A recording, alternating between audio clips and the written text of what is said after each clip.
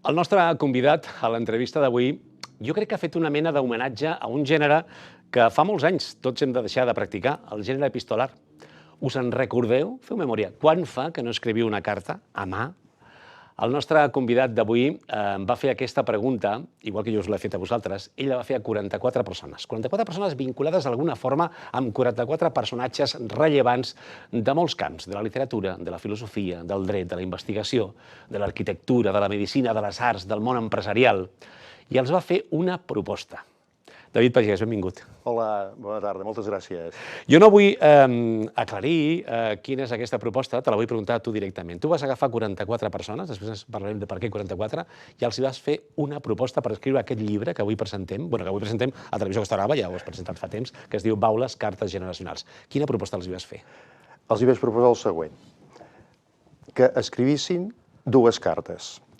S'ha de dir que les persones a qui em vaig adreçar són o bé descendents directes de catalans o bé catalanes il·lustres o bé estudiosos d'aquests referents.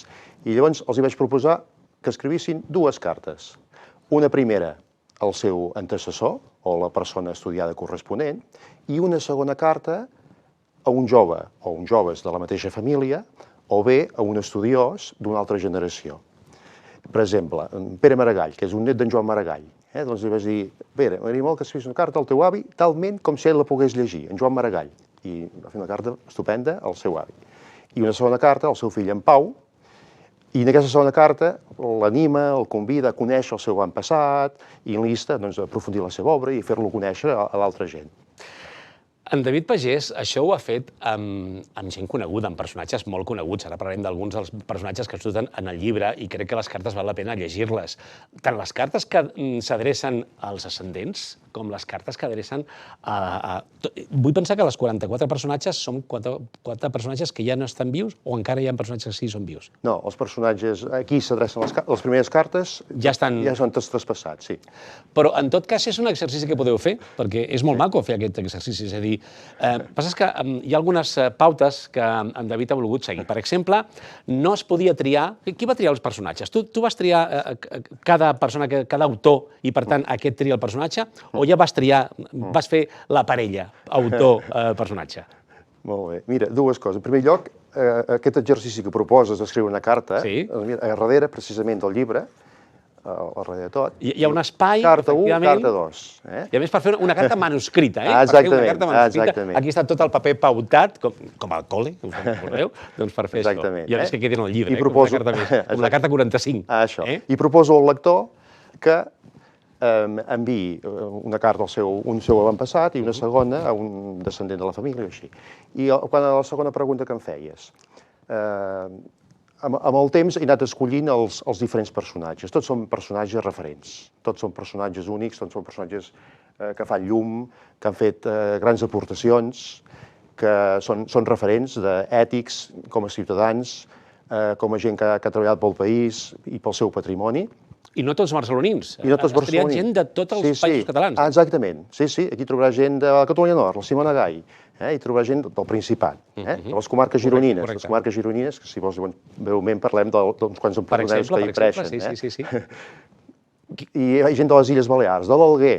El professor Sari, que ha parlat, va enviar una carta al mossèn Manunta, que era un estudiós de la llengua catalana d'allà. Hi ha gent del País Valencià, fa poc vaig estar a València, descendents d'Enric Valor, d'en Francesc Ferrer, d'en Bauset, etc. I també hi ha gent de la Franja i d'Andorra, d'arreu. Ets molt aficionat a recopilar, perquè tu ja tens altres llibres on has fet una pràctica similar, amb el fet d'esbrinar què pensa la gent, agrupar tot aquest pensament, tota aquesta col·lectivitat i d'alguna forma plasmar-la amb el llibre. Això, llibres corals, llibres que sumin, aportacions diverses. Aquí, esclar, les persones que escriuen les cartes són persones d'edats diferents, de professions diferents, d'àmbits diferents, però el que sí que et puc dir és que totes les cartes transmeten emotivitat, transmeten saviesa i transmeten proximitat. Esclar, les cartes què permeten? Permeten fer conèixer el personatge, que això és un dels objectius del llibre, però, a diferència de les enciclopèdies o de la Viquipèdia, que hi han de ser, evidentment, quin és el fet diferencial? doncs que hi ha anècdotes, que hi ha vivències, que hi ha sentiment. Per exemple, hi ha una carta d'una neta d'en Josep Maria Folch i Torres. La neta va ser la responsable o l'encarregada d'escriure la carta. Això, la neta, que ara és una persona que té 80 i escaig d'anys, molt ben portats, per cert, la Montserrat Manent i Folch. Ella, quan era petita, convivia amb el seu avi. Estem parlant dels anys 40. I, esclar, hi va conviure 8 anys. I ella té una sèrie de records molt vius, molt macos, que són poc coneguts. I les cartes han anat bé per parlar-ne. Per exemple, la Montserrat Albert, que és una neboda neta de la Caterina Albert. Ella va conviure de manera força freqüent amb la seva tia-àvia, amb el Víctor Català. I, esclar, també aquí comenta vivències, anècdotes, experiències, que fan que les cartes vagin més enllà de fer conèixer el personatge i que, a més, ajudin a humanitzar-lo i, en definitiva, a fer-lo estimar, que això també és un dels valors del llibre. Per lo que m'estàs explicant, David, imagino que tothom rebia la teva proposta amb passió, al final, no? No sé si algú va rebutjar la teva proposta? Sí, o sigui... Sí? No cal que diguis el nom, però hi ha algú que va dir no vull escriure res? No, o sigui, tothom molt bé, encantat. Sí que hi va haver alguna persona, per causes molt respectables, que va preferir no fer-la, però la majoria contents, agraïts, i jo també molt content i molt agraït, perquè no és un exercici fàcil. No ho és, però alhora és maco. I alhora és maco, sí. Això. Ja dic, el primer que he pensat quan he vist el llibre, he pensat, carai, mira, és un exercici que tots podem fer. Per exemple, la Pilarín Vallès, perdona. Correcte, no, endavant. L'entranyable Pilarín Vallès, doncs envia una carta al seu besavi. Qui era el seu besavi? O un dels seus besavis, en Joaquim Vayreda, el pintor. Què et sembla? En Joaquim Vayreda. I la filla d'en Joaquim Vayreda, una de les filles, la Tura, quan la Pilarín era petita, doncs a vegades anava a casa seva, i quan la Pilarín estava malaltona, doncs li feia de cangur, i va ser la seva primera professora de dibuix. I, esclar, hi ha una sèrie d'això, no?, d'anècdotes, d'aportacions, de coneixements que no són gaire coneguts i que aquí surten gràcies a l'exercici de les cartes. Recordo, no sé si va ser l'any passat, en el dia de Sant Jordi de l'any passat, que vam fer un programa especial des de Calonja. Aquest any també farem programes especials a Sant Jordi, perquè és el dia que els escriptors estan al carrer i estem en contacte amb ells, tot i que amb ell podreu estar en contacte d'aquí poc, perquè hi haurà una presentació a Verges, que ara en parlarem. Recordo que hi havia un escriptor, no recordo el nom del llibre, on es parlava dels mots desapareguts, paraules que ja no fem servir. I aquí jo crec que m'he trobat amb una d'elles, perquè el llibre es diu Baules, cartes generacionals. Lo de cartes generacionals està clar. Lo de baules? Lo de baules. M'agrada que em faci aquesta pregunta. Imagino que t'ho ha fet tothom. D'entrada, què és una baula? Perquè a baix a redacció ho hem preguntat, és gent jove, la gent de redacció. Saber el que és una baula? No se sabia, el que era una baula. És cada anella d'una cadena. Sí. I, clar, aquí, fixa't que parlem de diferents generacions, de generacions actuals, generacions de futur, generacions joves, però també generacions passades, no? I la idea és transmetre baules de continuïtat. La teva metàfora és una cadena de coneixement, on aquest coneixement va trasbassant els diferents elements generacionals. Exactament. Passat sòlid, amb tot el patrimoni, riquíssim patrimoni de casa nostra, present actiu i futur esperançador. Això és el que vol transmetre el llibre. I les baules permeten transmetre responsabilitat també. Responsabilitat, perquè abans que tu hi ha hagut persones que han fet coses, que han fet aportacions, que han treballat pel bé comú, i llavors el fet de tu d'agafar el relleu també et convida, també t'insta a continuar amb aquest llegat i amb aquesta empenta.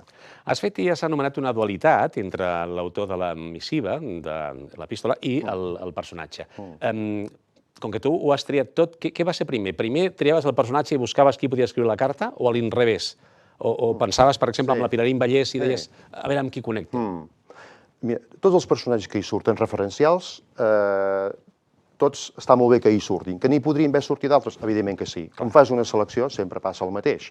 Que els que hi surten segur que són un encert, però que evidentment se n'hi podrien posar d'altres. Segur. Dit això,